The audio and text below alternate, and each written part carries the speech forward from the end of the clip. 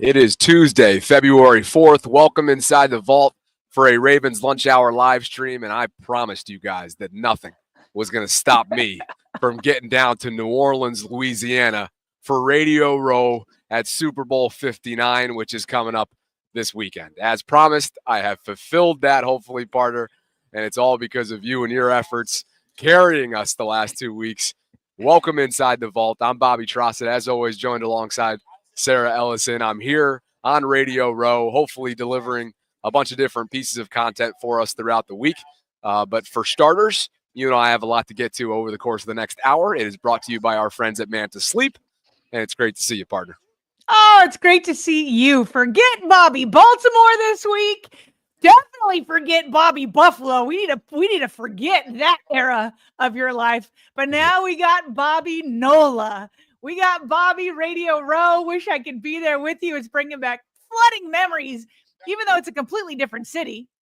We were in Vegas together last year. Now you're in New Orleans.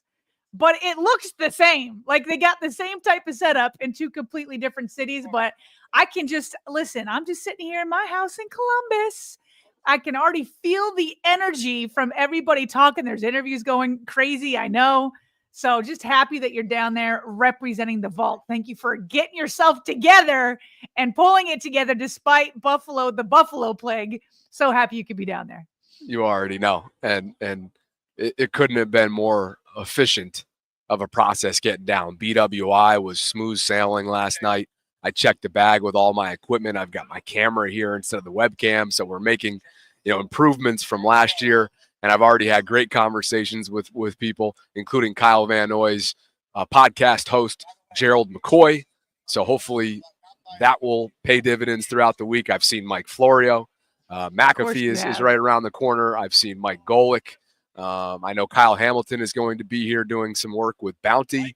So there's going to be a lot of opportunities. And you know me, I'm still feeling a little under the weather, but the adrenaline is carrying me through, and it's a who's who right now. So look forward to what's to come, and obviously look forward to what we have on deck over the course of the next hour, which, again, I didn't have on my bingo card, Sarah, 2 consecutive days of discussing Myles Garrett, but that's where we stand right now.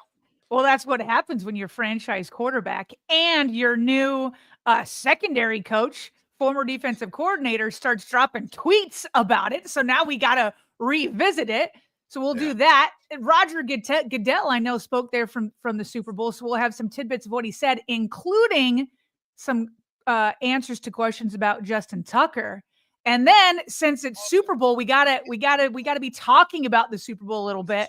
We'll have a segment a little bit later on where Stephen A. Smith, this might be the dumbest take yet of a question posed to him and Dan Orlovsky, talking about what happens to Lamar and others if Patrick Mahomes win. Just a silly take that he's got. So we've got that on deck later today or later. If anybody would like, after we get to that portion of the live stream, if anybody would like me to maybe leave a note with Stephen A., seeing as how he was on Radio Row last year, I could potentially look into doing so. So how about that? But we'll save that for later on. We begin again, as promised, with this Myles Garrett storyline, which continues to dominate NFL circles. And how about Ravens Nation Live, a fan Twitter account that's constantly on top of the Ravens news cycle, already putting its recruiting hat on and tweeting out at Flash Garrett, that's Myles' Twitter account, X account, telling him that purple fits you well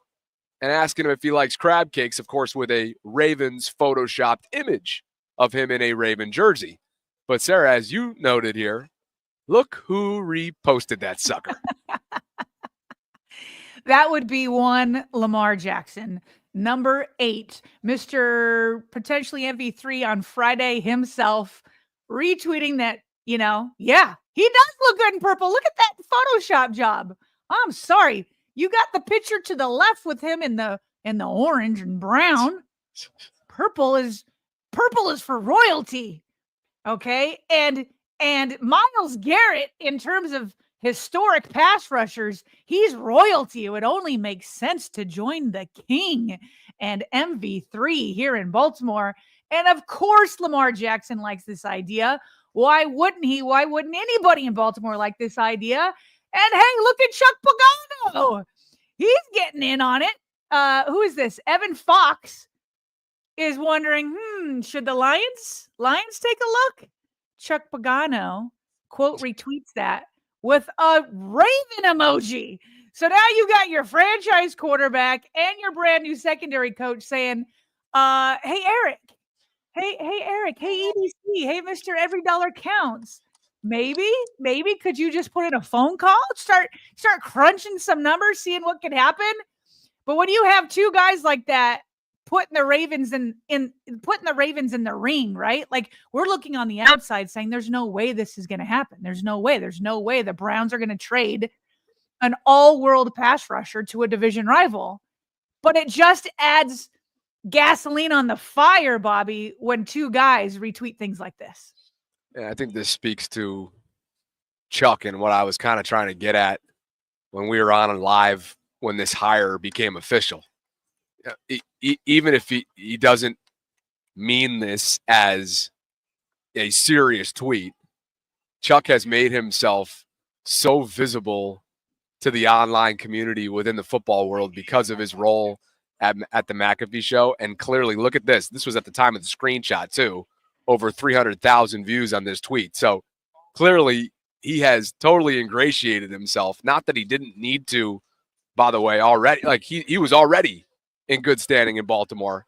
But now that he's so visible in the social setting, the way that he has been since this hire came and since he kind of started diving into the media side of things in retirement, even though he's out of retirement now, I just think this was such a no-brainer hire. And it gets people, if nothing else, talking online. And that's exactly what Schefter did earlier this week, putting together a potential trade comp. And what he did was look back at then 27-year-old Khalil Mack, who I know some of our audience members asked us about. I think it was via Super Chat yesterday. But Schefter looked back at when he was traded from the then Oakland Raiders to the Chicago Bears. The Bears gave up 2 first-round picks, a 3rd-round pick, and a 6th-round pick for Mack, a 2nd-round pick, and a conditional 5th-round pick. The 29-year-old Myles Garrett, as we've discussed this week, is a perennial Defensive Player of the Year candidate in Cleveland. He's coming off a 14-sack season, and as of yesterday, has requested a trade. So perhaps just some food for thought here. 27 is different than 29. Yep. Maybe not crazy difference in age in terms of life, but obviously NFL years that can be more significant than it is outside of football. So just something to consider. Well, yeah. So a couple of things.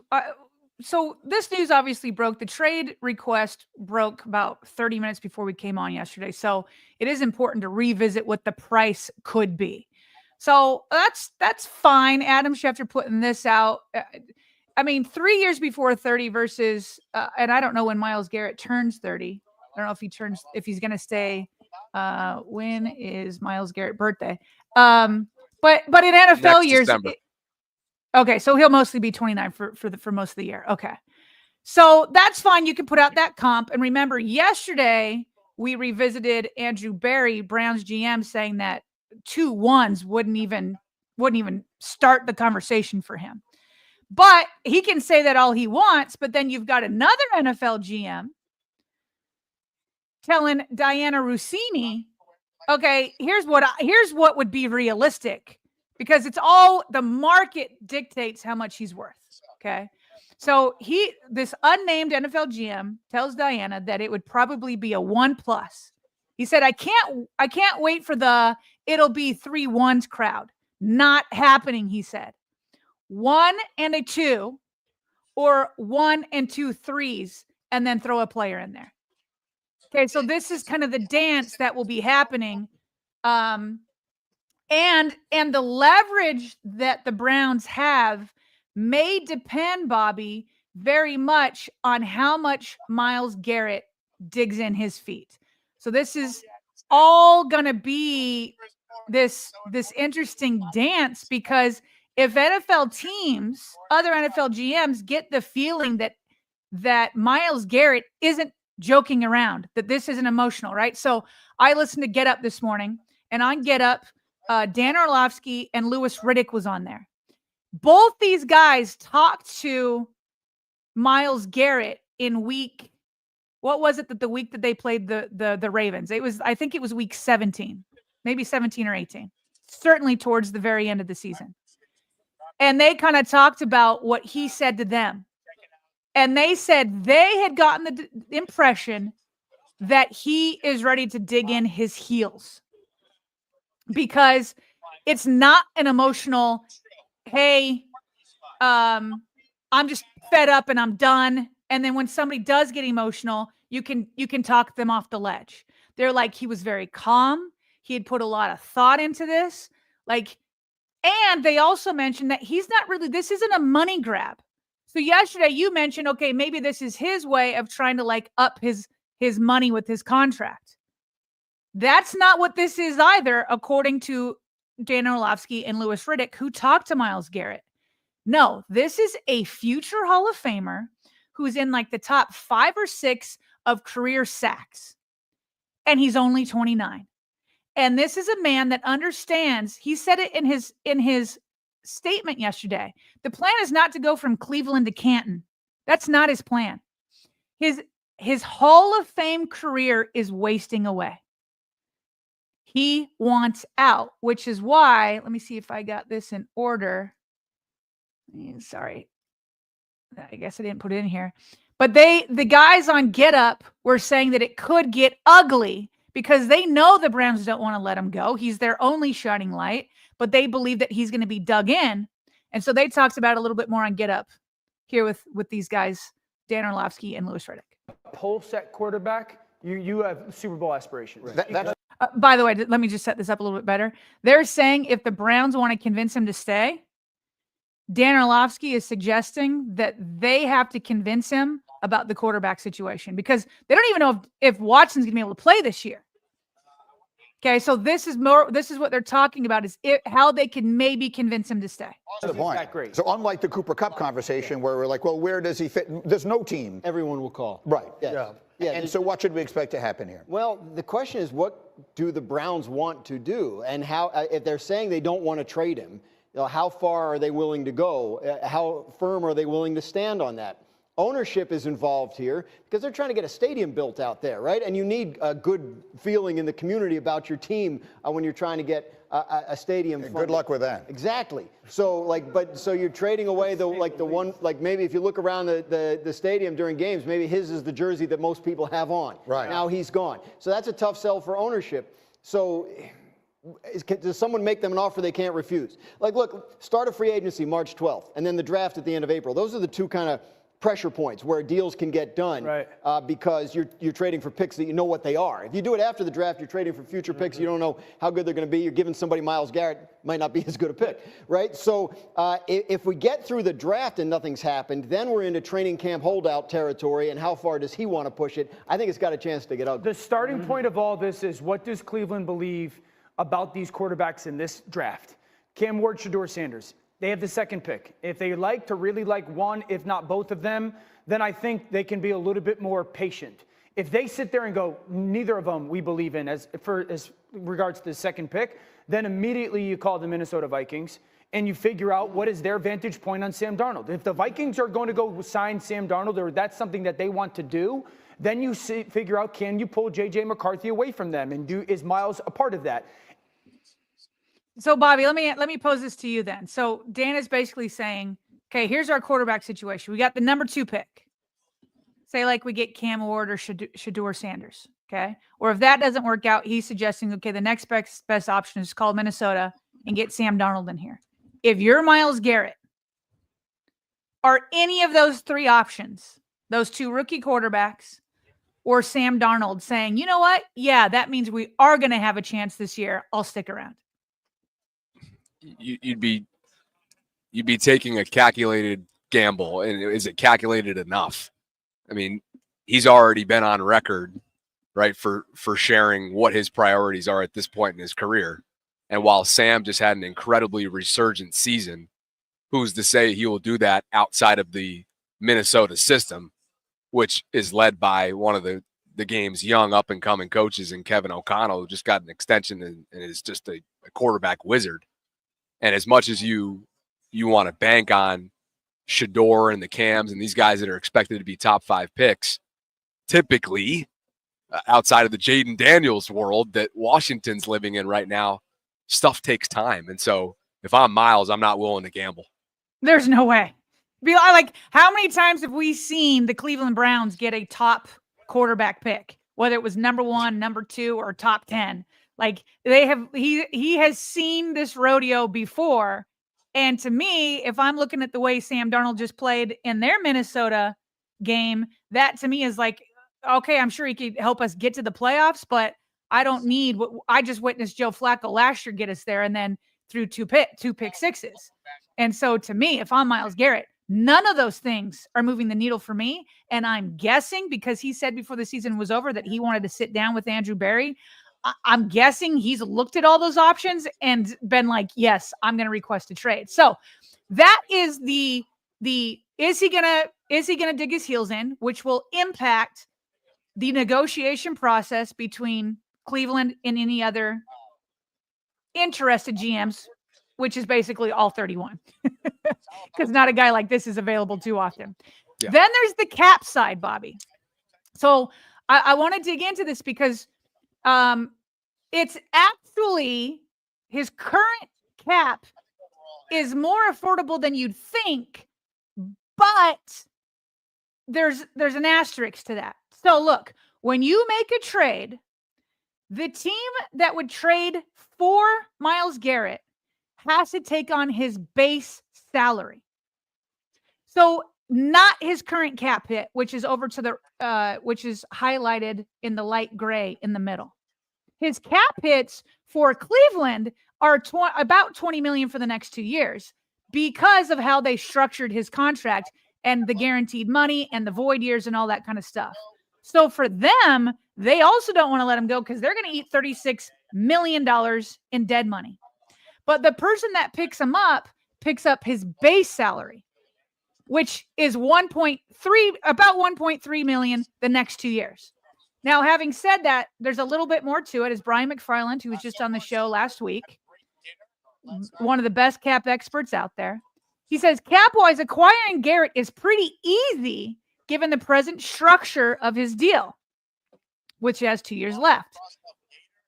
But, and this is the but, given the amount of trade compensation you'd have to give, whoever signs him isn't going to want to get him locked in for 2 years. They would want him for the next 5 years.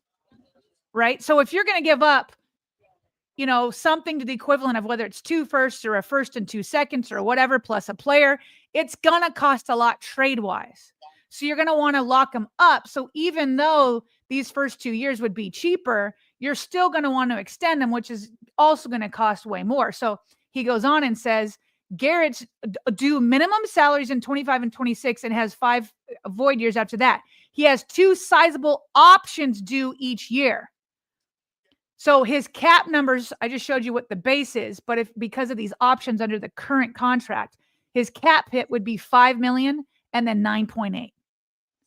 So if you don't extend him, that's his cap numbers. Yeah. 5 million and 9.8. Yeah, that's doable. But again, you would want the extension. He would probably want an extension, and he's probably not going to he's not looking for the biggest contract ever, I'm sure. Again, he's looking to win. So on one hand, it's actually not that bad cap-wise, but because you're giving up so much in a trade, you'd extend him, which means you would end up spending a lot anyway, much, much higher than those 2 figures we're seeing right now. So I guess that brings us to, yes, if Eric DeCosta were to be receptive, yes, what would need to happen in-house? Okay, so there's a couple of things. So if you're going to extend him, there are 3 massive contracts that the Ravens have right now that are taking up the vast majority of the money over the next 5 years. We know who they are. So obviously Lamar Jackson retweets that he would like to see Myles Garrett here. The question is what would Lamar be willing to sacrifice? Okay. Would Lamar be willing to sacrifice some of his own money, or would he be willing to sacrifice one of his teammates, or would he be willing to sacrifice cap hell in a couple years where like you literally have to get rid of everybody that's paid almost anything? Because look at this. Lamar Jackson's cap hit this year in 2025 will be $43 million, and he's worth every single penny. I'm not making an argument that Lamar isn't worth everything that is in his contract. That being said, several quarterbacks that are great, like Mahomes or Ben Roethlisberger in the past, or Tom Brady or Peyton Manning, everybody has to work within the cap and try to make things work. And when Brian McFarland was on the show last week, Bobby, he was saying that this is standard business where you have to keep redoing the contracts, pushing the can down the road, pushing the can down the road until they retire. And then all of a sudden you're left with the leftovers, and then you're in a rebuild year anyway. So just to be clear, as I'm pointing this out, Lamar's worth his entire contract, but it is, along with a few others, a major impediment. So this year he's $43.6 million. Bobby, next year his cap hit is $75 million. Which is why when Brian McFarland was on the show, he said the Ravens need to get back to the negotiating table with Lamar Jackson. And remember, in that season ender press conference, Eric DaCosta basically acknowledged that. Like, he's like, I'm going to give Lamar some time. We just got knocked out of the playoffs. But he's like, I understand that we're going to have to do this again. They did it with Joe Flacco. I remember they did that 6-year, $120 million deal with Joe Flacco after they won the Super Bowl. And I remember Joe Flacco's agent, Joe Linta, said, it's a 6-year deal, but it's really a 3-year deal. So he knew they would be back, and they did. They did a brand new 6-year, a 3-year extension. So it was another 6-year deal after 3 years. That's the type of thing that's going to happen with Lamar. And so the question look at what Mahomes has done in Kansas City. Yeah, and again, he's done that a couple times now. Yes, and that's not saying they're taking less. Like I noticed when Brian McFarland, I saw some comments being like, "What, Lamar deserves all of his money." This renegotiating isn't taking any money away from Lamar. In fact, he actually gets a lot of new money. It's just a way to allow the team to keep like redoing things without simply restructuring. You can't just simply restructure because he's already at $75 million over the next 2 years. If you move the money back, then all of a sudden his cap hit could be 80 million, 85 million. And then it makes it even worse for the next couple years. So that's why they need to renegotiate it and do an extension to get these cap numbers down. So that's for short-term flexibility from a team building perspective. Yes, exactly. Let me show you another contract that's a major impediment. Look at Roquan Smith here. In 2025, he's costing about $24 million. And then in 26 and 27, he's just south of $29 million each. Now, I'm not saying I want to trade Roquan Smith, but you could do a swap, right? You could say, okay, we'll give you a first in Roquan, or who knows what, and then you're getting some money off the cap. And then here's another big one. You just signed Justin Madubuike last year. He's not so bad this year. He's at almost $5 million this year, but look how much it jumps. Bobby, in 2026, Justin Madubuike is going to cost $31 million. In 2027, $31.5 million. I mean, these are some massive, massive contracts that the Ravens, if you want to add Myles Garrett and you want to extend them for the long haul, something has to give. Something. It's either going to be one of the players are going to be sacrificed, or somebody's contract will be sacrificed, or you will be in cap hell and you can't do anything anyway during Lamar Jackson's prime years.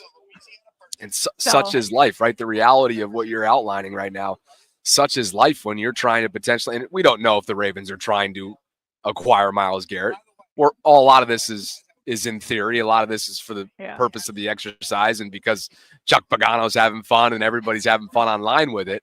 Right. But such is life when you try to bring in a player with the caliber that Myles Garrett has. Ben Axelrod, you brought in this tweet from him. Yeah, and this is so true. I know this because I've been talking to people here in Ohio. So he wrote, Myles Garrett requested a trade, and the vast majority of Browns fans are siding with him over it. Do you know how much damage to a fan base an ownership group has to do for that to happen? Bobby, yesterday I had another dental visit. I went out last night and saw a few, like hung out with a few girlfriends. Like I've been out to basketball practice and everybody's talking about it here. And all of them are like, don't blame them. Don't blame them. You know what I mean? Whereas if like when Lamar requested a trade, like people understood it, but they were like, please, no. They were like, figure it out, Eric DeCosta. Don't leave us. Don't leave us. Over there, they're like, dude, we get it. Over here, it's like, do right by him. So, but Bobby, just to kind of put a bow over all of it, there are so many obstacles here. Number one, the Browns have to be convinced that they have to trade him.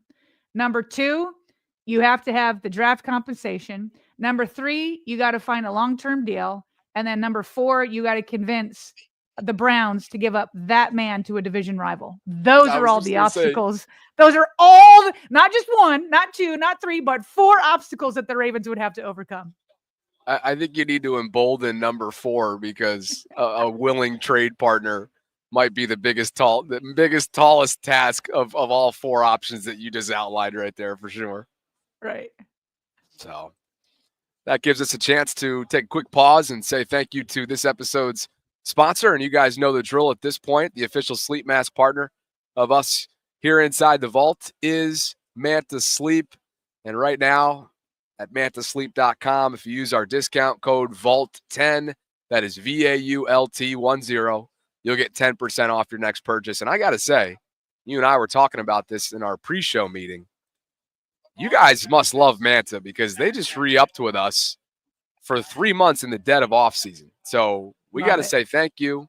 The Manta Sleep Mask Pro is what you're seeing up on the screen. I brought it with me on the road, just like I had when I was on my bye-week chronicles in Scandinavia, but I don't know what I would do without it. And I'm really thinking about potentially splurging on this white noise machine, to be honest with you, because I'm in the hotel last night. We're in the heart of the French Quarter, Sarah. And by the way, I can't wait to catch up with you on this town and whatnot. Yeah. I think I can confidently tell you that this is the most cultural city I have ever been to.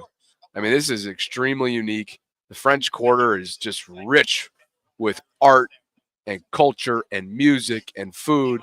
But the reason why I'm bringing this up, my hotel experience, is because people are having a good old time here in New Orleans.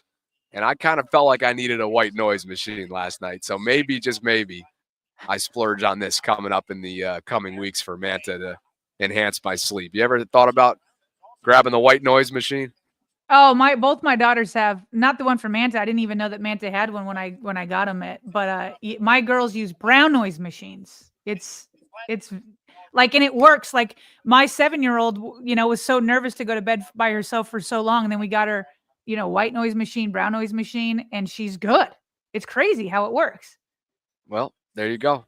If it works for the Ellison daughters, hopefully it'll work for me. Appreciate you, Manta, for all the support. Gives a true 100% blackout for a deeper sleep. All of their sleep masks do. C-shaped eye cups for unbeatable side sleep comfort. Zero pressure applied to your eyelids or lashes. Advanced materials and ventilation is built in for unmatched breathability.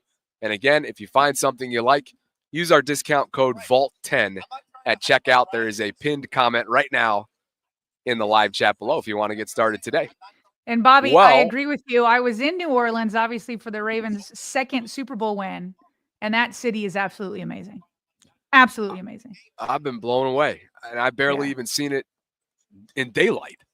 I got in late last night, and just everything about it. This place is buzzing, and a lot of it has to do with the fact that it's the Super Bowl. I'm just looking around right now, and I mean, it's literally a who's who. Just take your pick.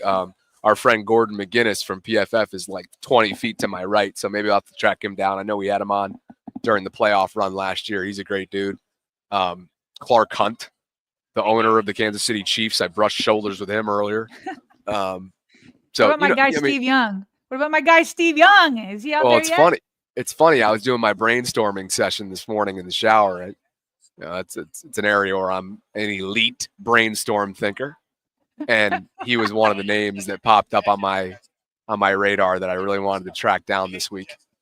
But yeah, it's what an experience, what and it's only two, and you remember this too, like it's only Tuesday, so the buildup it is gets really bigger starting and to bigger. be Yeah. I had seen a comment where somebody said that they had heard it's dead there, and I was like, well, dead's not the right word, but if it's anything like last year, it definitely Monday there's few people, and then each day it gets closer to the Super Bowl, it gets just bigger and bigger and bigger.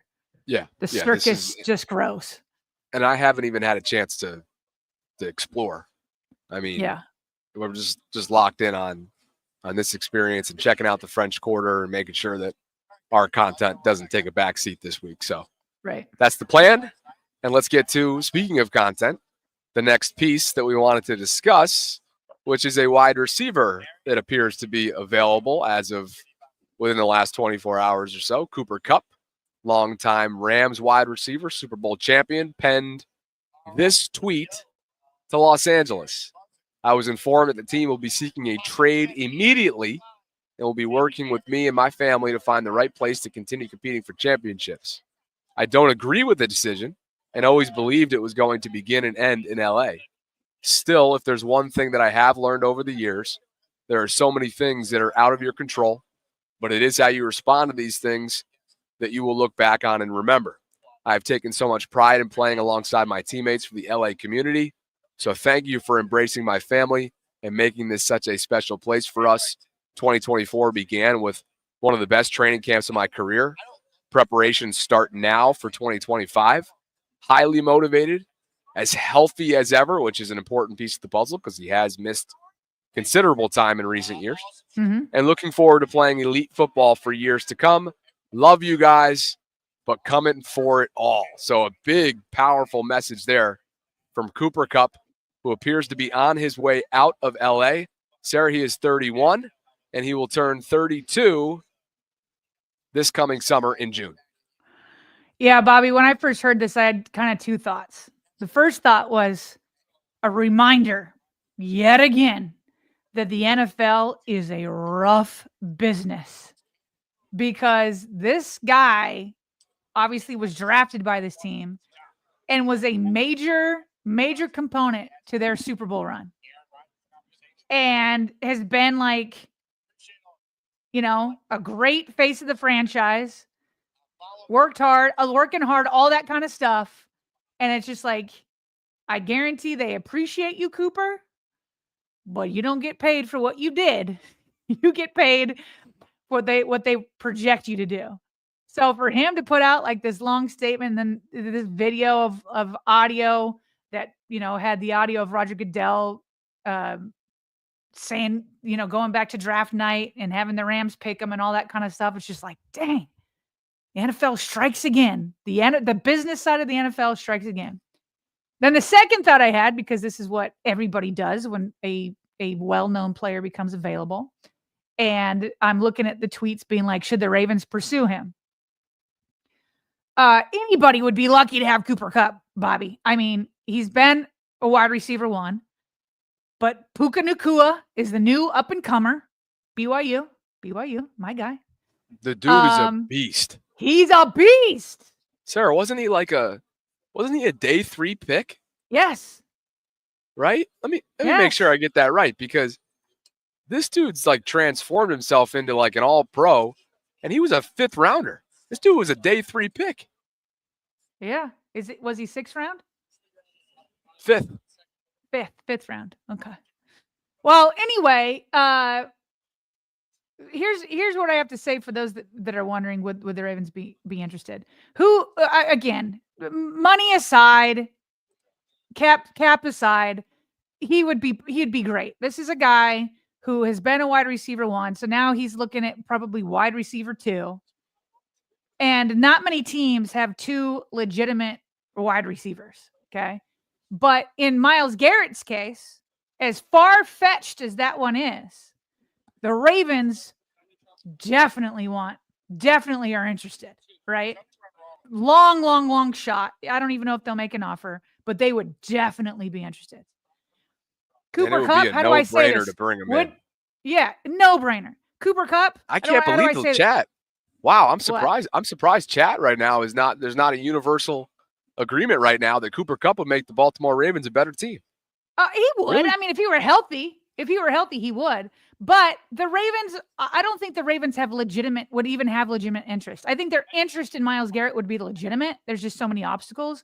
With Cooper Kupp, no. I think the Ravens look at that and say, no, we got two young guys that are up and comers. We got Zay Flowers. We've got Rashad Bateman. And now both of them have a little bit more experience. They've both been in playoff moments. And so I just don't even see the Ravens even like doing a double take. You know what I mean? Unless like he were to, like, there was like no trade interest. He gets cut and say like people were just passing over him. Then they would take a look and be like, oh, okay, well, if there's a great deal to be had, sure. But outside of that scenario, which I don't see happening, I just don't even see the Ravens having legitimate interest. I hear you.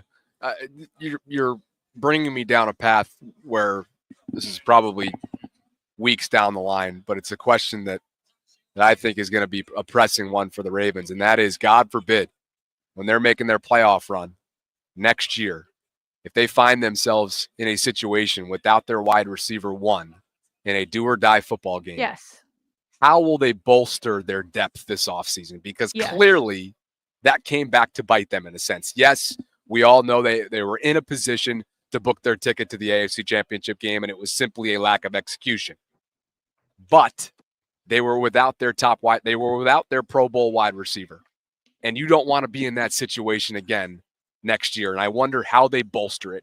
Is it simply re-signing a Tylan Wallace to provide that depth? Is it bringing back Nelson on a similar non-needle moving kind of deal? Right? He didn't move the needle this year for them. Had some tough contested catches, veteran wide receiver for the room, but probably not the answer moving forward. And do you feel confident enough in a Devontae Walker to take that kind of step, even though it was a very small sample size, mostly special teams rookie season for him? Yeah, no, I 1000% agree. I think the Ravens need wide receiver depth. I was pounding the table for it last year, and really it never came. Huh? You were. Yeah, and you absolutely were. It never really came until the Deontay Johnson trade happened, and then we all know what happened there. And it's just crazy because for the vast majority of the season, they were fine, right? Zay Flowers didn't get injured until the end. And then Rashad Bateman didn't get injured until literally the final offensive drive of what turned out to be the entire season in the postseason.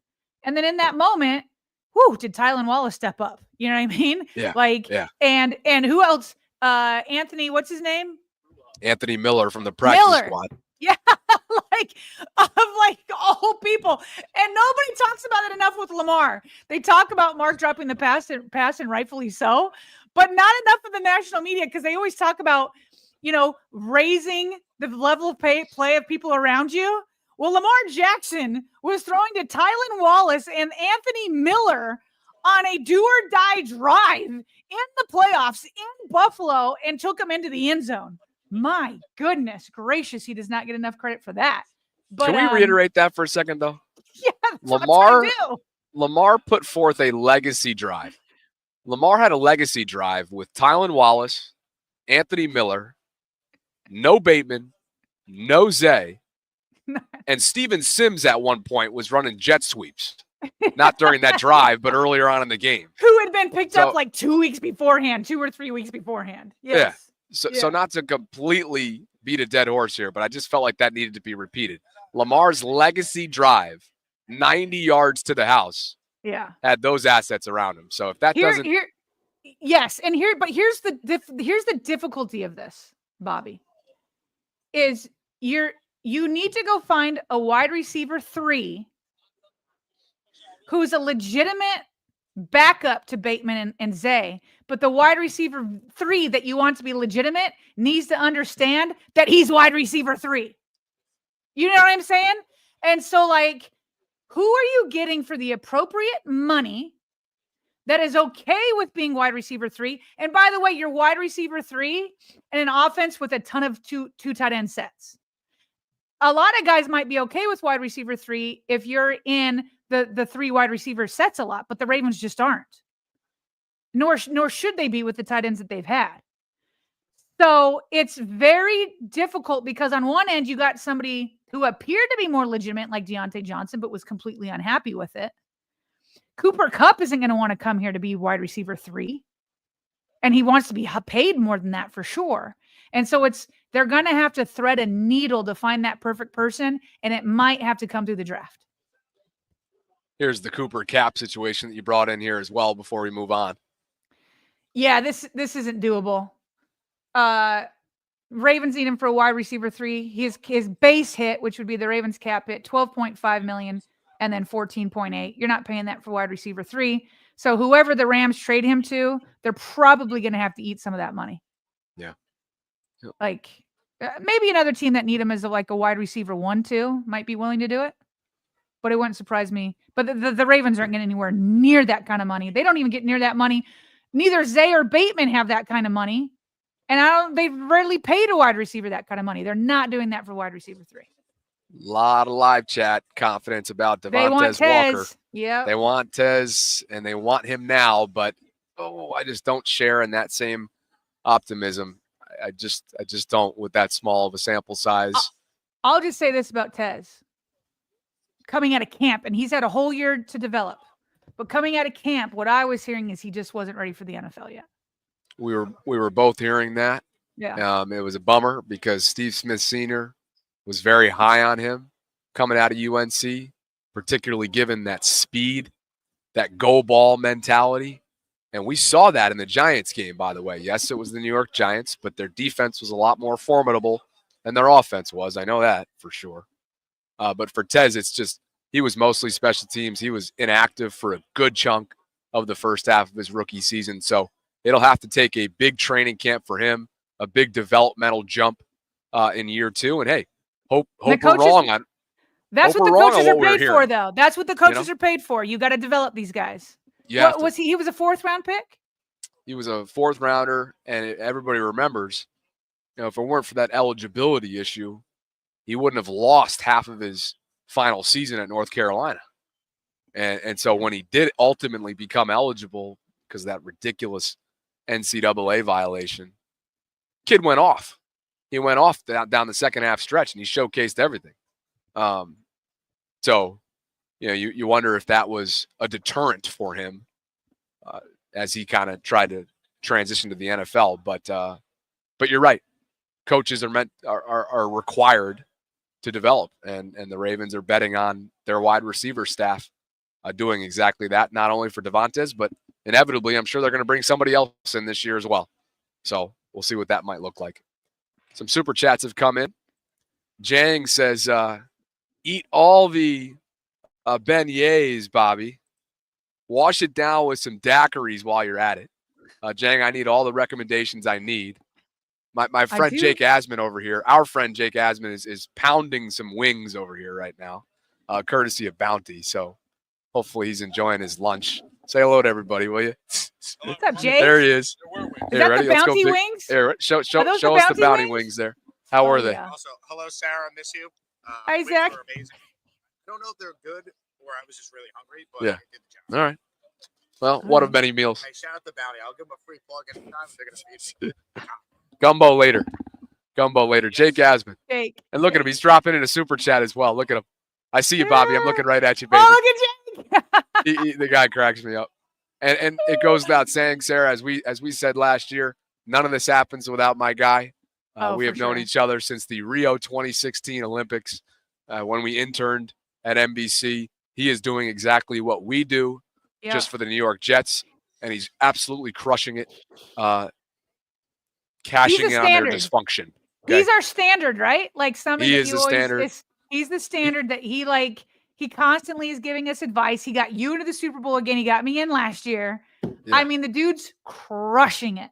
Absolutely. He sends me Amazon links to enhance my equipment, and I just press purchase. I don't even look at them. So this is the guy. And wait, how many go subs check him does out. he have now? How many subs does he have now? How many subs you up to? North of 41,000. So nice. Jake and Asman he started on YouTube. Just like a year before us, right? He had us by a little bit, but okay. But it goes without saying, Jake Asman for New York sports content is the go-to spot, and I really appreciate him giving me this opportunity to be out here yet again, sharing a table with him, cramping his style. I'm sure he's just not telling me, Draydog679 says we have to stop coddling Rashad Bateman. Yes, he had a decent year, but the wide receiver 2 position on this team should be open for best player available position-wise. Sarah, I gotta tell you, pondering that one. you guys heard me when Bateman was extended last year by EDC in the offseason. I said I thought the ceiling was going to be around 800 yards, and I said like 3 or 4 touchdowns. He definitely beat the touchdowns and was right there in the yards, just south of it. Like, to me, maybe it feels like coddling to Drake because he expects. To me, it all is based on expectations. Bateman exceeded my expectations in touchdowns. And he also, I was nervous about him being able to complete a season, which he essentially did, minus that last drive there. But to me, I feel like I had been hard on him, and he answered the call based off of the expectations I had. Yeah, I was going to say, it kind of feels like he's actually earned the opportunity to be past coddling season. Like, going into this year, I was really receptive to that conversation. Yeah. But this dude just put forth a career year. Yeah. I mean, separation-wise, he was among the top wide receivers, if not at the very top, all year long. And career highs in receiving yards that you mentioned, in touchdowns. And so I'm not quite seeing eye to eye with Dre on this one. He did drop in another one as well. I will. Here's my criticism for him. Too many interceptions happen when Lamar's thrown his way. And Lamar only had 5 if you include the postseason, and I think 3 of them were while they were targeting him. And so the 2 of them need to be on the same page more often, and he needs to hold on to the ball when it's in his hands. So Yes. that's my criticism of Bateman. Yeah. While they took a big step forward with that disconnect from years past, it reared its ugly head at times. Yeah. For sure. Dre also dropped in another one and wrote us. Dre? The Ravens have never been able to develop wide receivers. Why would it work now? They have to go get someone that is proven. If not, the more will continue to be wasted. Dre, I think that's been true, but how can you say that with Zay and Bateman being your wide receiver 1 and 2 and the production they just put up? Like, it's definitely been historically true, but it's hard to say that. When not only Zay was your number 1, he had over 1,000 yards. You got Bateman, who's about I can't remember, 750. How many touchdowns did he have? Yeah. 11, 10, somewhere around there. I think that's too many. I want to say 8. 9? I want to say 8. You look it up. And then on top of it, by the way, it was Tylan Wallace who came in and was making the plays in the fourth quarter. So it's hard to say never, because I think these guys just barely started changing the narrative on that. He's scarred from all the years of I get it. We're all scarred.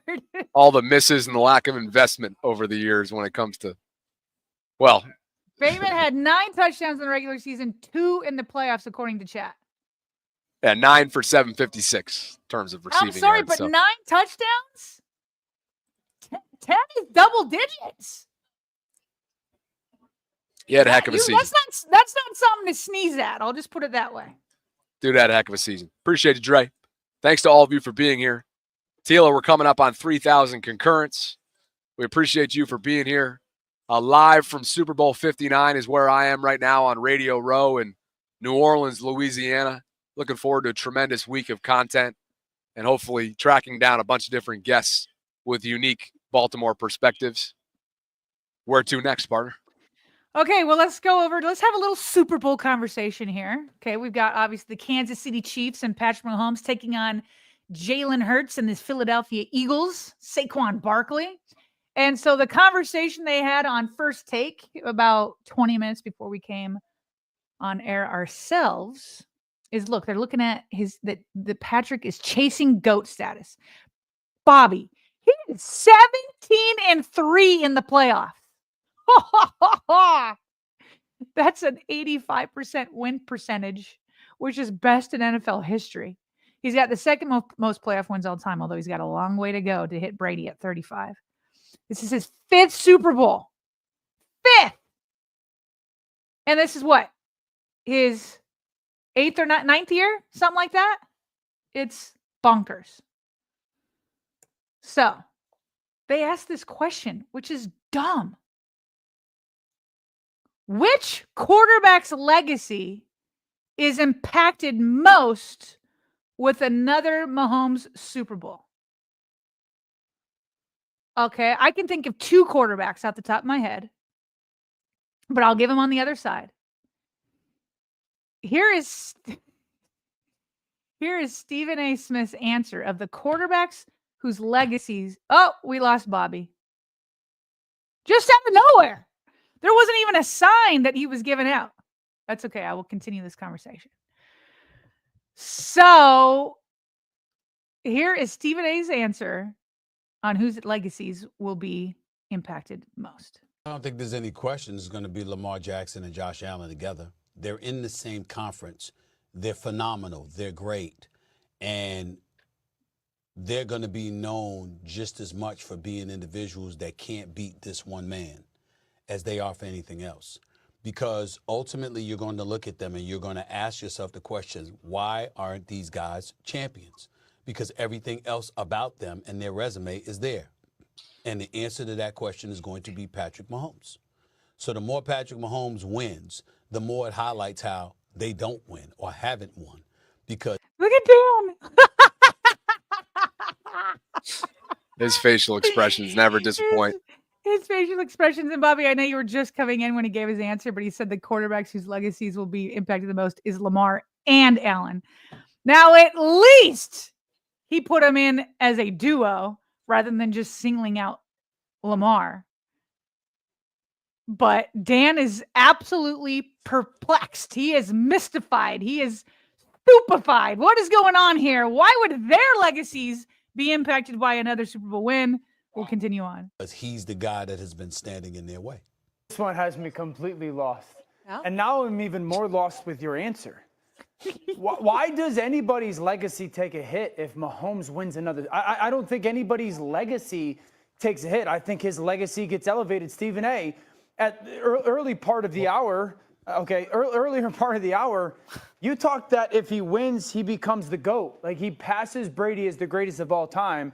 But now you're telling me that 2 quarterbacks that are great players, if he does become the GOAT, their legacies take hit. So, and we're going to ask ourselves why or how come you can't beat that guy? So you're telling me that their legacies take a hit? They can't be the GOAT? Dan, to crystallize it for you, if we're writing, you're sitting back and you're writing a newspaper column, you're writing for .com or something like that, Yes, and sir. everything, you're looking for story angles and story ideas, right? If Patrick Mahomes loses, you're talking about him. If he wins, you're just solidifying and cementing his greatness even more. And the task of knocking him off appears to be even greater down the line for the Josh Allens and the Lamar Jacksons of the world. Again, it doesn't change. Yeah. It's just that it becomes more of a focal point when it comes to them. Did you go gambling last night? Yeah. Were you out late? Just let him have it. Spending a little money? I don't because gamble. I don't gamble. You gambled with this. I don't thing. gamble. You gambled with this take. You gambled with this take. Like, it's funny because I'm losing all sense of time, but once the Ravens were knocked out of the playoffs, do you remember who I said that I'd be rooting for to win it all? Yeah, I do actually, because Yeah. I don't know if I disagree with you, but I was trying to kind of figure out what you meant by it. But yes, you were rooting for Kansas City because you didn't want Josh Allen to get one first. Correct. I didn't want Josh Allen to be the one to take down Mahomes. And I still kind of feel that way with Jalen Hurts. Like, if it's the same thing. Like, and another part of this segment, Stephen A. was trying to liken it to Peyton Manning and how every time Tom Brady won, it just hurt Peyton Manning more. No, it doesn't. It just continues to be the exact same storyline. Tom Brady dominated his era. And it's Patrick Mahomes who is currently dominating his era. In fact, I would actually, okay, here's the 2 quarterbacks who their legacy would actually be impacted by Mahomes' win. The first person is Jalen Hurts. Because Jalen Hurts has an opportunity that that Allen and Lamar and Burrow do not have right now. And that's to go toe-to-toe and actually upset Patrick Mahomes. So he has that opportunity, and that opportunity could slip through his fingers with the loss. Okay? So that's whose legacy who could be impacted. The second person, for sure, whose legacy is going to be impacted is Tom Brady himself. Because right now, what everybody is saying is Tom Brady is the GOAT, and rightfully so. And maybe this win won't have Patrick Mahomes overtake Brady, but it continues the trend to where he will, because he's got way more Super Bowl wins and appearances earlier in his career than Brady does. So the statement would be, hey, Tom Brady, I'm coming for your legacy. Lamar and Burrow and the rest of the league keep saying the same thing if he wins. Well, we all lost to Mahomes again. It's the same old story. But he starts coming after Brady's legacy. So Brady and Hurts are the two correct answers to this question. So here's what you're making me think of. Okay. Going back to the summer when John Harbaugh proclaimed that his vision is for Lamar Jackson to be the greatest quarterback that's ever played the game, right? Paraphrasing. Something along those lines. It made headlines, and obviously everybody was talking about it.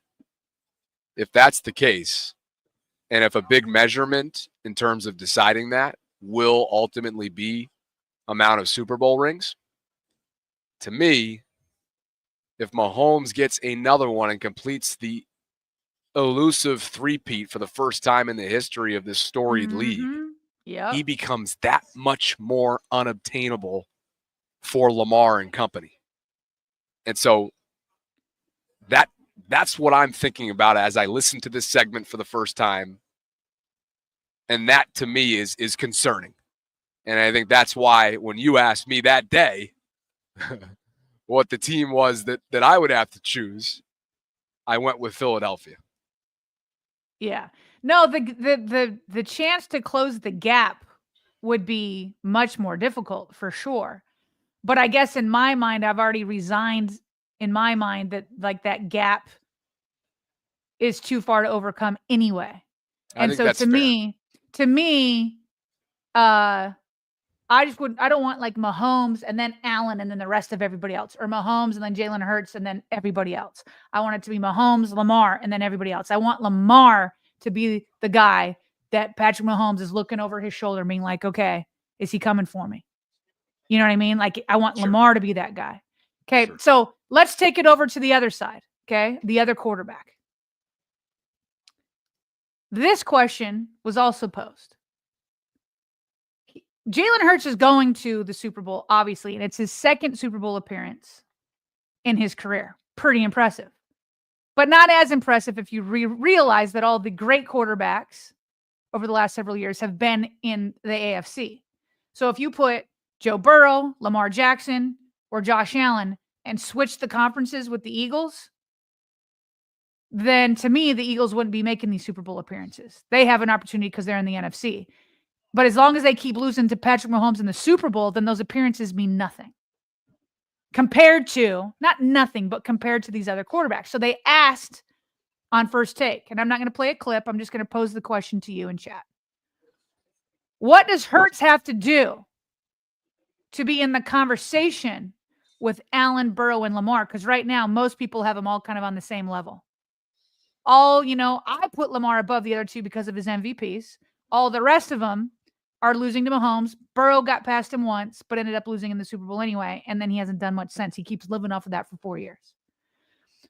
To you, what would Hurts have to do to be in the conversation with these three? Be the sole reason why they win on Sunday? Boom. It can't be, right? It can't be like a 21-17 win and Saquon did all the heavy lifting and the defense did heavy lifting, right? Like, I don't even know that a Super Bowl win doesn't automatically put him there, right? I was actually just going to suggest that if they continue to win the games the way they have, which is what you just brought up, elite defensive takeaways, elite defensive pass rush, all three levels on top of Saquon putting forth historic numbers and the entire offense revolving around him, and they win, and Jalen game manages, which is obviously admirable and impressive in itself, I don't think that puts him in this category. Right. To me, it would have to be like a 35-30 kind of win where you had to like, and it can't be that Saquon busted through like the line 3 times. You know what I mean? And had these long runs. Like, to me, if you want to be in that conversation, you have to shoulder more of the work. And that's not to say he's not a good quarterback. But if you want to be in that conversation, I agree. That's what he would have to do. Oh, yeah. It's no disrespect at all. Gosh, I mean, Yeah. like you said a minute ago, dude's appearing in the Super Bowl for the second time in 3 years. Yep. As are both of these teams. Well, for Kansas City, it'll be the third consecutive year, of course. But yeah, I think we're lockstep in agreement on this conversation for sure, which I believe brings us to quick hits, correct?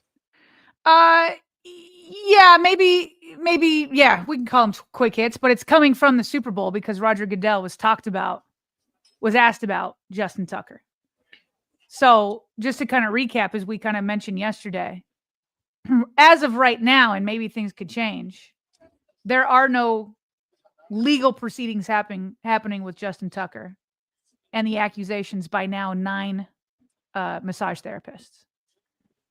And in a video that I had played last week by the Baltimore Banner, those that have been working on this story had spoken to some lawyers who said that it might be past the statute of limitations. And right now, none of the women, as of right now, have taken this to civil court. So right now, there are no legal proceedings. However, legal proceedings don't need to happen for the NFL or for the Ravens to investigate. So Roger Goodell, speaking there at the Super Bowl yesterday, was asked about the allegations, and he said he was, quote, surprised by it. And then he went on to say that the league will look into the, quote, serious issues, and notes that it could be civil or criminal, and the league will review. So that process, if it hasn't started already, will get underway, Bobby. As far as his most well-known endorsement, at least to those of us who live in the Baltimore area, Hayes Gardner here, exercising, I should say, sorry. Yes, sorry. There's players convening to my side. There's like this huge, like when players show up on Radio Row, they're just like then there's like onslaught a mob of people that follow them. Yeah, I'm like getting distracted here. But Hayes checked in with Royal Farms, and of course these two have been together and synonymous since 2015. Royal Farms writes, "We are aware of the situation regarding Justin Tucker and are closely monitoring it. At this time, we have no further comment," essentially echoing what the team spokesperson gave to the Banner last week. And again, he's been in ads for the local convenience store to the Baltimore area since 2015 and is far and away the most popular non-quarterback, non-running back, meaning Lamar and Derek, player in Baltimore. I mean, you don't go to the stadium on Sundays and not see number 9 jerseys floating around. And so I will tell you, since I've gotten to New Orleans too and ran into some people that I either know or don't know and end up meeting, and they ask me about what I do, and I tell them the first question is, what the heck's going on with Justin Tucker? And everybody is just as surprised, sort of echoing the sentiments of what Roger Goodell said yesterday at his press conference. And I think you and I are both in that same boat. There is a level of surprise and shock to this a week removed and what's from everything crazy about it is it's not surprising to some people, because now that this has all come out, people have showed like these tweets from way back in, from years ago. So it's obviously been talked about around Baltimore. I don't live there anymore. You hadn't heard about it. So to some, it's not a surprise. But for those of us that didn't see those tweets from years ago from, some more obscure Twitter accounts, then it is surprising, right? You're like, where did this come? Where did this come from? But apparently it's been talked about for years. For sure. And, one of the things that I've been thinking about is, much like the Deshaun Watson situation, will there be more that come forward outside of the years that have currently been cited, which is 2012 to 2016? Will there be more recent massage therapists if this kind of behavior continued outside of those years, who are inspired by what they've read from the 9 so far, that feel like they need to have their voice heard as well? I don't know, but it begs the question, because of what happened, a trickle-down effect, if you will, with Deshaun Watson several years back. And Pro Football Talk, I believe this is Mike Florio's clip. Well, you brought in here? Just always have to do this when we're talking about this. Of course, Justin Tucker put out a statement after the stories came out, saying that all of the allegations were false. So he denied any of them were true. But just so people understand the timeline. So as these investigations get underway, the NFL, according to Roger Goodell, already said they're going to investigate. I'm sure the Ravens are. What they find, let's say they find some credibility to these cases. And of course, it's going to be tough for Tucker because the standard of proof is different, right, than if you were in criminal court. In fact, the standard of proof for civil court is much lower than even in criminal court. In criminal court, it's, innocent until proven guilty, kind of like beyond a shadow of doubt. Civil court, and I remember reading about it. I remember reading the judge on the Ray Rice case kept referencing it's more likely that he did it than not. So that was more like the standard the judge in civil court was looking at. And then for the Ravens in the NFL, I don't know what their standard is, but it's different in each place. But let's say they go through an investigation and they find that these allegations are credible, and they decide that let's say the Ravens decide that they want to move on from Justin Tucker. This is a complete hypothetical. I'm not saying that's what's happening. What Mike Florio pointed out is that let's say the investigation were to wrap up and they had all the information they needed in the next 3 weeks. Well, he's saying, and Brian McFarland said the same thing when he was on our show last week, Bobby, is that the Ravens would want to do a post-June 1 designation so they can spread out the dead cap money between 2025 and 2026. But for that to happen, the Ravens would have to wait at least until the new league year in March. So let's say that they do want to release him. They would probably have to wait until March in order to be able to give that post-1 designation. So I'm seeing in the chat a lot of people saying release him, release him, release him. Well, even if the Ravens want to, they will probably have to wait until March. And then Brian McFarland himself was asked a question like, well, what if the Ravens were to cut? This person was like not using Tucker's name, but obviously was alluding to Tucker. And he asked him, well, what would happen if the Ravens cut him for conduct detrimental to the team? Like, could that get you out of money, out of some of that dead money? And so Brian, pretending that they're not talking about Tucker, says, well, it depends on whether there's any remaining guaranteed money. If there is, like with Earl Thomas, or a release based on conduct can void future guaranteed money. He says in Tucker's case, he has no more guaranteed money. So they can just cut him and he has no basis for a grievance. So the salary cap hit in 2025 would be 7.1 million. But if they, and nothing, even if it's conduct detrimental to the team, that's not changing because he's already been paid that money in his bonuses previously, right? Like when you sign, you get a signing bonus and you have that money now. You can't go and take it back. And so if they just to cut him before March, it would be 7.1 million. If they were to do it after March and did it in a post-June 1 designation, the dead money would be essentially 2.9 million this year and then 4.6 million in 2026. And that right there is an extension of the Super Bowl talk, to your point, which now brings us to quick hits. So that is the latest on Justin Tucker because of Roger Goodell's comments from earlier this week. Yep. Now, as Mike Duger wrote here from the Seattle beat perspective on the athletic side of things, look who is heading to maybe the new LA Chargers or LA Ravens West. Maybe there's a second West extension of the Ravens being Seattle with Mike McDonald at the helm. Big Salah former 6th-round pick of the Ravens in 2023, friend of the show, is joining these Seahawks on a reserve future deal, Sarah. He was viewed as a developmental tackle from the jump, never really panned out in Baltimore, and now he's going to get a chance to resurrect his career with Mike Mack in Seattle. Yep. I'm happy for him. One of our first guests here on the Vault and one of the shyest guys ever. So, but I'm glad to see him. That is so true, man. That is so true. I almost felt bad even having him on because I think he just hated every single minute of talking to us. Not because he hated us, but because I don't think he liked that camera or the microphone. That is just not his deal. He's like, just let me go hit somebody. But happy. Yeah. I was going to say, along those lines, as we both know, a lot of rookies, a lot of young players who haven't yet established themselves feel like that they can't have anything positive to come from media. Like there's nothing that can benefit them, and they can only potentially mix up their words or something be taken out of context. And so I know a lot of people are very weary because of that. And it made me think of this because I reached out to some friends of Roger Rosengarten to get him on the show for us this offseason, and he politely declined. And it just made me think of some of the and again, I'm not comparing the two players. Rodgers had a stellar rookie season in Baltimore.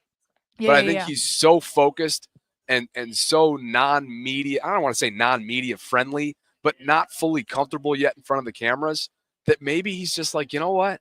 I'm locked in, man. I'm getting ready for year 2. I want to be a future starting left tackle for the Baltimore Ravens, and I'm willing to do whatever it takes to get there. And I respect that.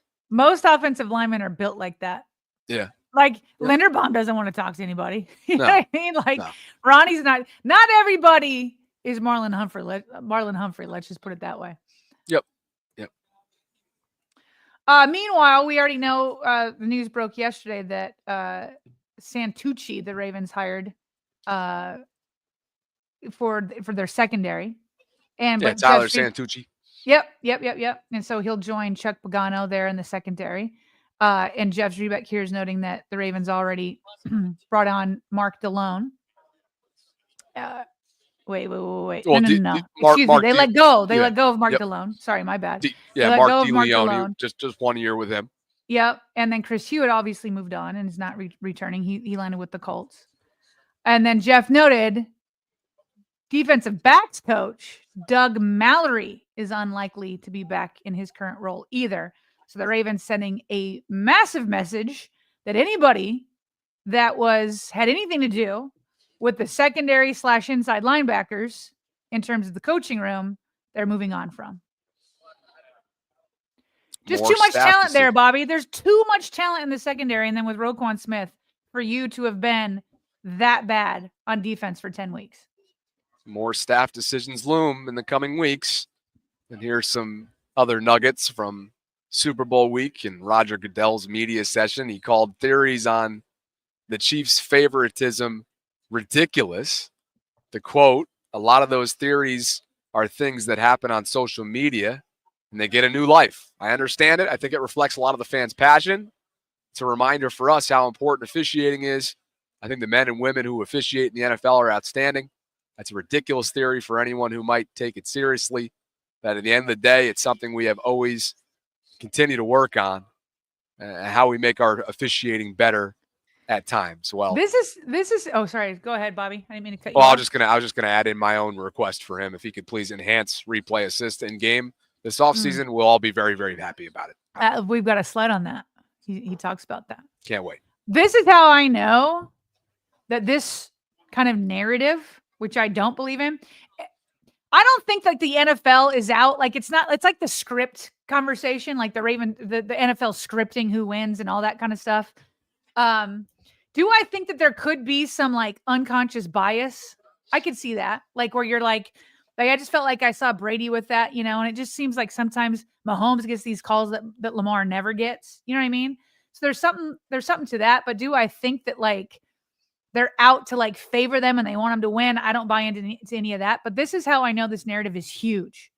When I go to my early morning workouts, so I work out with about 9-10 other women on Tuesdays and Thursdays. We do this cardio, high fitness. It's phenomenal. I burned 581 calories doing that today.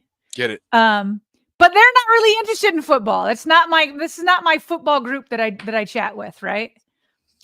Them and they said they were having conversation with their kids about this, and they were like, well, let's go ask, Ella's mom. She would know, da da da da da. And like, we had a passionate discussion this morning, on whether or not there's like legit favoritism kind of like planned by the NFL and refs. And I was like, that's how big this story has gotten, because these women don't really care that much about this. But when it's reached them, it's like it's gotten a lot of play. I think there's a level of human error, and studies show this too. There's a level of human influence, human nature that can sometimes play into these split decision errors that happen. Yes. And a lot of that can be influenced by a home crowd. A lot of that can be influenced by the amount of studies that has gone into a certain player, like a Patrick Mahomes, right? A lot of that, there's so many influences in a high stakes game, which is why I think we so often see Mahomes receive the Brady treatment. It's not that this is an intentional act that's happening from on the part of officials. It's more about these external influences that are indirectly impacting the way that they call these games, which can be really frustrating. 100%. And I can speak to it. I used to referee girls basketball, and I remember reffing one game, and there was a girl on a team that was really aggressive. And she had like several hard fouls, right? Several hard fouls. And she already had 4, and we're in the fourth quarter. And she and another girl were going after a loose ball. And she started out behind the other girl and kind of like dove in front of her. And there was like mutual contact because they were both going for the ball. But there was like this, in the back of my head, she had been so aggressive and fouling so hard that it was almost like I blew the whistle and I called a foul on her. And then after I did it and I was like replaying it in my mind, I was like, I don't think I got that right. And I was like, but why was my knee-jerk reaction like that? And I think so I guess my point is like, there are these like biases that play in, or like you said, external factors that like, there can be no plan to do it, but the end result can sometimes be the same. And that is exactly why the ability to enhance replay assist and help out what we know is this indirect human influence, this natural human influence, just continue to enhance that so that you can clean up the game. He also added he does not believe players flopping to draw penalties has gotten out of control. However, he acknowledged that the competition committee may discuss flopping during the offseason. It has not been a significant issue for us, Goodell said. The competition committee has talked about that in the past. They probably could talk about that again in the future. Wouldn't surprise me. Josh, of course, has been in the middle of this. Patrick Mahomes at times been in the middle of this. So those are and maybe this is what he means by they take on new life. When these clips go viral in big games, big moments, it's one sample size of it, right? Yeah. But it ends up being retweeted and reposted and talked about. There's millions of impressions on it. So it can take on a new life. But one thing for sure, there were times that these types of flopping examples, they do take away from the integrity of the game, in my opinion. Well, yeah, I wouldn't penalize it. I don't think we need to get penalties on it. I think the appropriate way to do it is like, just as Josh throws himself onto the ground, just have the referee look down at him and just laugh. Like, just like nice try, buddy. Like, yeah, we know you're a flopper. And then to your point, replay assist can help out with that. I don't know that we need, because to me, it's all part of like the game within the game. And the referees just need to be on top of their own game. But I don't think it should be penalized personally. Was it Matabike that screenshot from Sunday Night Football? Yeah. Yeah, Namdi on the wrong side of that one. Yeah. And by the way, these summaries of these tidbits from Roger Goodell need to give credit. Some of these summaries are from BaltimoreRavens.com. So, how about an 18-game season? Why the heck not, Sarah? You want to do another game? I don't know that players do. I think it's eventually going to happen. I think it's inevitable. But for now, it doesn't sound like it is. He said that Goodell said that more work has to be done before the league and players would agree to increase the regular season from 17 to 18. So remember, both sides have to agree to it. It would have to be in the CBA, and the players union would need to get something out of it. He said, quote, if we do, 18 and 2 preseason might be a possibility. Now, I would love that. I would Can love we just that. do away with the whole preseason, please? I'm here for some of it. 2 would be fine to me. Oh, You know what I mean? Like, it's not fun to cover, but I do think that it's good for like players that are like rookies, you know what I mean? Or players that are new to teams. Like, I'm here for 2. I definitely don't need 4, and I don't need 3. 2 I could handle. It's a little ramp up. A little tiny ramp up to the regular season. Maybe I don't need this long ramp up. Maybe my selfishness is overtaking me. I can't stand covering those dang games. Oh, I'm telling you, it's hard to get up in late August in the dog days on a Saturday for an 8 o'clock kickoff, 6 o'clock kickoff, or something along those lines. I know. But you're right. It's an opportunity for some players to flash that are competing for 53-man roster spots and practice squad spots. And so on and so forth. So I can put my selfishness aside, I suppose. For 2 games. Look at you. 2 games. You're just a selfless guy. Look at you. Now, wait a second now. Bobby, 2 though. Bobby's I only said 2. selfless. I only agreed to 2, though. Okay. I'm with All right. you. I'm with All right. you. Fair enough. Anyway, so that's that. And then here's what you've been talking about, my friend, the expanded use of replay assist, although it might not be enough. There's been discussion about expanding the use of replay assist to include things like face mask penalties or calls and non-calls on hits to quarterbacks, which are massive. Goodell said the league is trending toward using replay assist more. Quote, I see us in the future adding more plays. I noticed, and I think because they put this in a judgment category, I want pass interference there. I was just about to say, can we add that in because those are like spot fouls. Like the quarterback hits, like that can be a good 15 yards. So I like that those could be reviewed and fine throwing face mask. But like when you just chuck up a ball to a guy that's 25 yards down the field and you call a bogus pass interference, like what happened to Tre'Davious White against the Bills, where he fell. And so you give him 25 yards for that? Like, to me, that's too much. That's too much. And so they say things like that are judgment calls and they don't want to slow it down for anything. But to me, plays that like are 15-yard penalties or more, let those things be reviewed because they are massively impactful. Yeah, I was going to say, I think, and I get wanting to, like the judgment call is something they want to protect a little bit, right? They don't want to become completely relay assist needy. But if you could put face mask violations, roughing the passer, and DPI, if you could put that trio underneath the future enhanced replay assist system, it would just make for such a cleaner, more fair game across the board. It really would. Yeah, agreed. That brings us to our patrons. I don't think it's coming, but alas, yes, patrons. I was going to say they're going to protect that like their baby, right? Just like MLB won't go to, electric strike calls or whatever they call it. You know, they're not going to. They just want to preserve the years and years worth of the way baseball has been called and played and organized. But maybe that day will come at some point. Dreams, a.k.a. Queon and Ross Tromans. We appreciate you guys for supporting the Vault through Patreon this month. This is your monthly shout out. If you guys are interested in joining the Vault Patreon community, it's a great time to do so this offseason for as little as $1.99. So visit patreon.com/RavensVault podcast. A special thank you to Manta Sleep for sponsoring this episode. And a special thanks to all 3,500 plus of you concurrently watching right now as we get ready to close things down on this Tuesday. Day one of, we do have some super chats. Okay, this is day one of many for me on Radio Row here at Super Bowl 59 in New Orleans, Louisiana.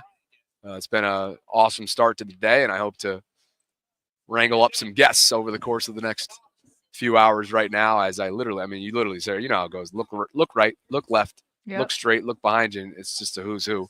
Dre Dog confirmed what we were talking about a half an hour ago. And that is the fact that he's traumatized. I said scarred, but he actually took it further. He's traumatized by the history of the Ravens wide receiver development or lack thereof. So, Dre, we hope you can lean on, like Sarah was noting, recent years, recent times, like Zay, like Rashad, and hopefully like a Devontae, who could potentially take a step in year 2, although not a lot of confidence in that. We'll see. Adam, 78 for you. Sarah, Mahomes ain't dominating. Refs act like his bodyguards, calling unnecessary penalties, which carried him through the season and playoffs. Adam, I love you. That sounds like a whole lot of cope right there. Like, listen, we just talked about the refs. He does get some favorable calls, but Mahomes is for sure dominating. Diamond Bull says civil court statute in Maryland is 3 years FTMP. As a sub-mod, these rumors are long-standing. No more noise after his rookie contract. Coincidence, referring to the Justin Tucker reports. Well, some people have pinned it to like it stopped. The allegation stopped after he got married. So you can take it and look at it, all the different years and all of that.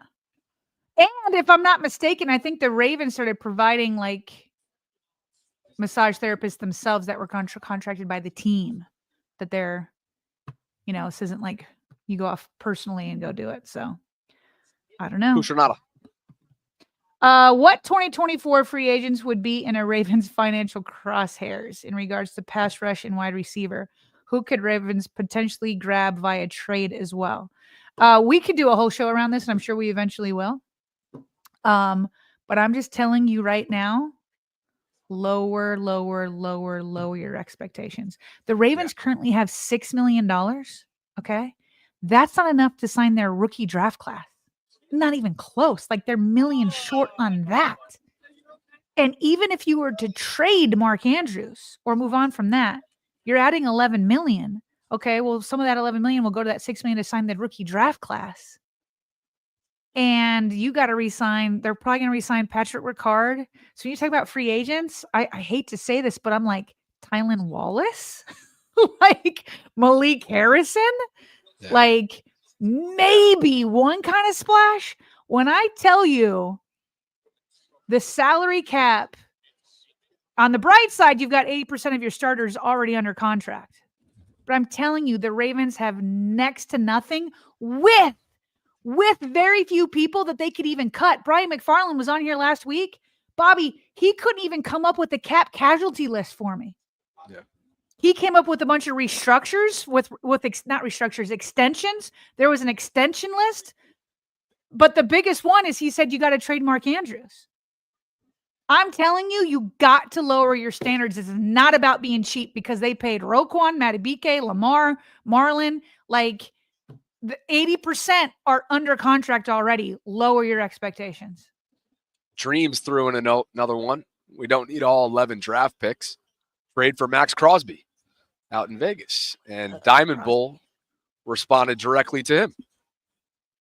He said, Dreams, most of our 11 picks are day 3, 2 in the 4th, 4 in the 6th, the 1 in all the other rounds. Not a lot of ammo for Crosby. Maybe vet DBs. We didn't even have to answer that. Boy, would I love Crosby, though. And Storm Chaser Mason Harris says if you extend the season, get rid of the short weeks and add another bye week. The short weeks lead to injuries. Get the players the rest they need. If you extend the season, holidays included. You would definitely need to add another bye week. So you go down to 2 preseason games, add a bye week, and Joe Burrow suggested this in that bye week. Maybe that's when you do your all-star game. I don't know. And one more from Dreams is feeling generous today. He said, Lamar ain't letting Andrews get traded. Lamar, I don't know that Lamar can stop it. I'm telling you, you guys have got to look at the cap. They have to find money somewhere. This is not a knock on Andrews. He is the franchise leader. Where is the money coming from? You have $6 million. Either Lamar needs to renegotiate, Andrews gets cut loose. Like, you can't let go of Roquan yet. You can't let go of Madubuike. you can maybe push a couple million down the road. Like, guys, look at there's not a lot of places to get money. There's just not. Appreciate your dreams. Love you, dreams. And that brings us to the end of Tuesday's show, partner. Great stuff. Great stuff. I feel like it was a good show. 90 I hope minutes. everybody else thinks so. We got 3,700 concurrents. That's right. That's right, Tila. 3,700 plus, and a full week ahead. So for Sarah Ellison, I'm Bobby Trossett signing off from this Tuesday Ravens Lunch Hour live stream. It is I am live from Super Bowl 59 here in New Orleans, Louisiana, and I look forward to hopefully tracking down some guests for us this week. And if nothing else, continuing to give you these live streams on a daily basis. So appreciate your partner as always. We'll be back in under 23 hours from right now with a Wednesday Ravens Lunch Hour live stream. Do us a favor on your way out. Please like the video, subscribe to the channel, and hit that notification bell so you can be notified of when we're dropping our daily live content. Jack Settleman waving at me in the distance right now, who hosts the pod with Marlon Humphrey. He's here with Snapback Sports, and I know he's a friend and a fan of the show. So one of many walking Radio Row here in New Orleans. So, partner, I'll catch up with you tomorrow, if not before. Thanks to all of you for dropping by, and we will talk to you on Wednesday.